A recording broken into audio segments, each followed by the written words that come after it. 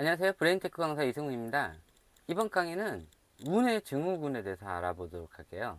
생소할 수도 있는데 일반적으로 운해가 많이 발달하지 않는 사람들에서 나타나는 현상이긴 해요. 운의 증후군이라 우측 점두역 부분의 기능 저하로 나타나는 증상이에요. 이게 대부분 성인이 됐을 때 나타나는 것보다는 어렸을 때, 그러니까 7살 이전에 아이들한테 제대로 된 운의 교육을 시켜주지 않아서 좌운의 불균형으로 인해서 나타나는 현상이에요. 제가 운해형, 잔해형 얘기는 하긴 하지만은 운해와 잔해가 한쪽 뇌만 쓰진 않아요.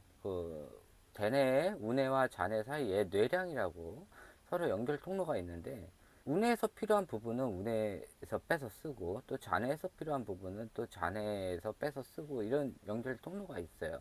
근데 대부분은 잔해에서 처리를 많이 하죠. 그러니까 처리 프로세서가 잔해에 많이 들어있는데, 운해가 많이 발달하지 않았을 때 좌우의 불균형으로 인해 가지고 여러 가지 합병증 증상들이 생기기도 해요. 그래서 운해가 하는 역할이 뭐냐면은 내가 모르는 새로운 영역 또는 미래, 이런 것에 대한 탐구, 알아가고자 하는 이런 것들로 인해 가지고 운해가 많이 발달을 해요. 또 운동, 이런 것도 다 운해에서 담당을 하고 있어요. 그래서 6세 이전, 7세 이전, 그 이상도 마찬가지긴 한데, 한참 운해가 발달한 6, 7세 이전에 TV나 또는 핸드폰, 또 스마트패드 학습, 이런 것들을 많이 시키다 보면 아이의 운해가 덜 발달하게 돼요. 말로는 뭐 운해형 학습이라고 하지만 그건 다 거짓말이에요. TV, 휴대폰, 스마트패드 학습, 이거 다 좌뇌 학습이에요. 그 이유에 대해서는 차차 설명을 해드리도록 할게요.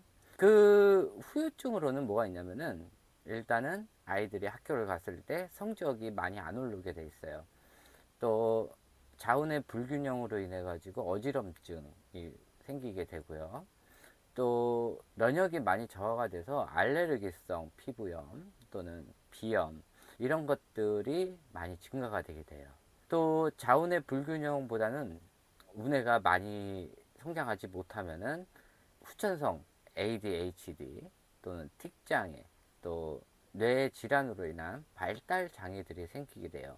그래서 기본적으로 나타나는 증상들이 산만함, 또 집중력 부족, 또 과잉 행동, 또 사회성이 부족해지고, 또 감정 조절이 미흡해져요. 또 비언어적인 소통이 어려워져요. 비언어적인 소통이란 눈짓, 몸짓 등을 이용해 가지고 상대방과 대화하는 이런 것들이 굉장히 어려워지게 돼 있어요.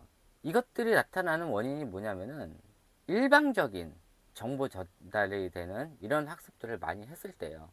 그래서 아이들이 엄마랑 있을 때는 뭐 이것저것 대화를 하면서 하다가 딱 끝나는 순간 보통 TV나 핸드폰을 보게 돼요.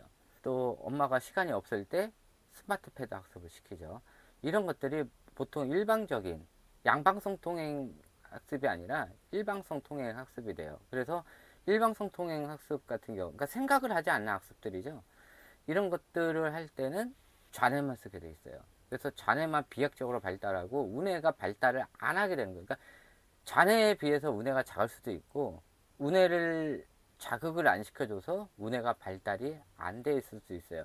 근데 제가 항상 얘기했지만은 6세 이전에 또는 7세 이전에 우뇌 학습을 시키지 않아서 우뇌에 자극을 덜 주게 되면은 성인이 돼서 발달되는 게 아니에요. 항상 얘기하는 건데, 성인이 돼서 우뇌를 발달시키는 방법 없어요. 그건 없고요. 기존에 발달시켰던, 자극을 줬던 그 뇌를 발달시키는 방법은 있고, 또 선천적으로 부모의 DNA를 물려받아서 크게 태어난 아이들, 그러니까 미술 쪽이 크게 태어날 수도 있고 음악 쪽으로 크게 태어날 수도 있고, 어렸을 때 자극을 안 줬다 하더라도 이런 사람들은 성인이 돼서도 비약적으로 발달할 수 있는 그런 것들이 있어요. 근데 아무것도 자극을 주지 않았는데 그거를 발달시키는 방법은 없어요. 운해가 그런 거예요. 근데 좌뇌 같은 경우도 학교를 들어가서 5학년까지 성장을 해요. 그때는 학습 습관, 또 정리하는 거, 또 계획적인 습관, 또 분석 판단하는 거, 또 범법행위 이런 거에 대해서 판단할 수 있는 거. 그래서 어렸을 때 도덕에 대해서 이런 것들이 제대로 학습되지 않은 애들이 초등학교 들어가 가지고 이 판단 기준이 애매모호하니까는 이 범법행위들을 하고도 죄책감을 느끼지 못하는 거예요. 그래서 청소년 범죄나 촉법소년 이런 것들이 아이들이 범법행위를 저질러도 양심의 가책을 안 받는 아이들이 되는 거죠. 그거에 대해서는 또 다음번에 설명을 해드리도록 할게요. 이것도 또 중요한 부분이기 때문에. 그래서 이 일방적인 학습이라는 게 지금 많은 스마트 패드 학습이 나오고 또 6세 이전에 TV나 휴대폰 이런 것들을 많이 보는데 또 그거 외에도 학교에서 하는 이런 일반 주입식 교육들 무조건 외워라 하는 것들 이런 것들도 학교 가기 이전 아이들한테도 많이 시킨다 그래요. 야, 영어 단어 외워라, 뭐 알파벳 외워라, 또 뭐 외워라. 이 글씨 쓰기, 뭐 기억, 니은, 디귿, 리을 이런 거 쓰는 것도 다 외우는 거거든요. 이게 다 일방적인 학습이에요. 이런 거 할 때는 좌뇌로만 들어오고 그렇기 때문에 우뇌 학습이 안 되는 거예요. 그래서 그때 어렸을 때 좌우뇌 불균형이 일어나 가지고 아이들이 우뇌 증후군이 생기고 그래서 우뇌를 발달시키려면 이런저런 관심 있는 거 해주는 것도 중요하고 운동을 해주는 게 중요해요. 그래서 뭐 아이들 태권도 학원 보내고 또 아이들하고 몸으로 하는 이런 놀이들을 많이 하는 것들이 아이들의 이렇게 우뇌가 많이 발달해서 좌우뇌 균형을 유지시켜 주는데 좋아요. 요즘 스마트 패드 학습에 있는 이 어플들 이용해서 하는 건데 이게 아이들 재미를 유도하기 위해서 많이 게임식으로 나와요. 이런 것도 마찬가지 광고를 하는데 아이들 우뇌 학습이라고 얘기를 하지만은 실질적으로는 좌뇌 학습이라는 거 알아두시고요. 요즘 거짓 광고랑 가짜 광고들이 많아가지고 또 그것을 광고하는 사람들 자체도 뇌에 대해서 잘 모르는 사람들이고요. 어차피 광고 후원금 받아가지고 하는 거니까 아무리 유명한 사람들이 광고를 한다고 하더라도 그거는 좀 걸러서 들어주시는 게 좋을 것 같아요. 하여튼 요 우뇌 증후군에 대해서 간단하게 한번 얘기를 해봤어요. 더 중요한 내용이나 아니면은 밑에 또 궁금하신 내용 있으면은 한 번에 싹 모아가지고 다시 한번 정확하게 PPT를 해가지고 강의 한번 더 올려드리도록 할게요. 이런 게 있다라는 거 알아두시고요. 우뇌가 많이 부족할 때 나타나는 현상이고 성인이 돼서도 또 이렇게 여러 가지 것에 대한 이런 도전 이런 걸 안 하고 정해진 틀과 룰에 따라서 움직이다 보면 우뇌 증후군이 생길 수 있다는 거 알아두시고요. 그리고 특히 조심해야 될 게 겨울방학 기간 길잖아요. 그때 너무 많이 공부를 시키면은 아이들이 봄철에 우뇌 증후군이 생길 수 있는 확률이 많다는 거 알아두시고요.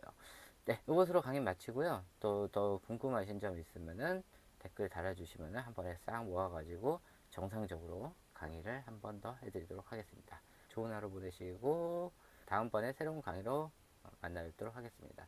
아참 새로운 채널 그거는 한번 계획을 짜가지고 좀 보기 편하게 또 성인들도 보기 편하게 성인용과 아동용 섞어가지고 할 수 있도록 해서 준비를 해드리도록 하겠습니다. 감사합니다.